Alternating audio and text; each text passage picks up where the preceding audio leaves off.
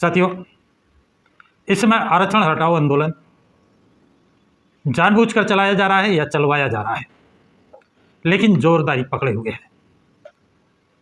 इसका एक positive role सामने आया कि जो आरक्षण मांगने वाले थे उन लोगों ने भी मांग की है कि क्लास 1, 2, 3, 4 किसी में आरक्षण पूरा क्यों नहीं हुआ। इतने दिनों से, इतने सालों से देश आज़ाद है, आरक्षण पूरा क्यों नहीं हुआ।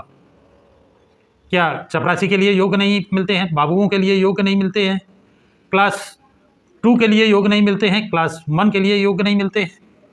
अगर लोग कहते हैं योग्य नहीं मिलते हैं तो कहीं ना कहीं ये द्रोणाचार्यों की कमी है। अब हर जगह योग्य हैं, उनको मौका न दें। अब उदाहरण के लिए IIT कानपुर में कुल कितने प्रोफेसर इस समय वर्तमान में हैं? 257। कितने? 257।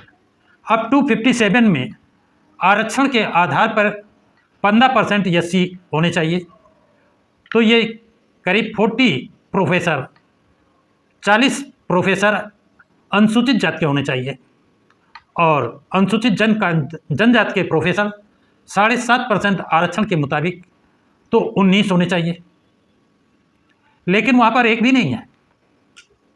OBC के जो 27% आरक्षण है उनके मात्र 3 प्रोफेसर हैं।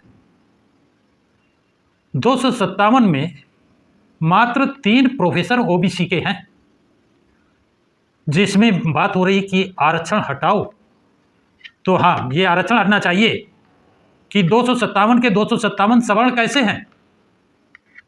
अब SC ST OBC के छात्रों को, SC ST OBC समुदाय के लोगों को ये जनता में, विधानसभा में, लोकसभा में सवाल उठाना चाहिए, एकजुट होकर के सवाल उठाना चाहिए कि ये इतना इनको आरक्षण किस बात का, इनका आरक्षण समाप्त हो, यहाँ पर SC ST OBC क्यों नहीं।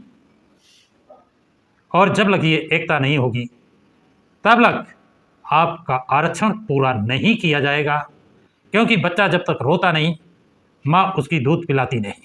यदि आप आरक्षण चाहते हैं तो आपको मांग करनी पड़ेगी, ये संघर्ष आपको करना पड़ेगा। और ये संघर्ष के लिए बाबा साहब डॉक्टर भीमराव अंबेडकर ने कहा था कि शिक्षा वो शेरनी का दूध है, जो पिएगा वो दहाड़ेगा। तो ऐसा लगता है कि अभी SC ST OBC के लोग शिक्षित नहीं हुए हैं, इसलिए वो दहाड़ नहीं रहे हैं। नहीं, अपना हक अधिकार इनको लेने चाहिए।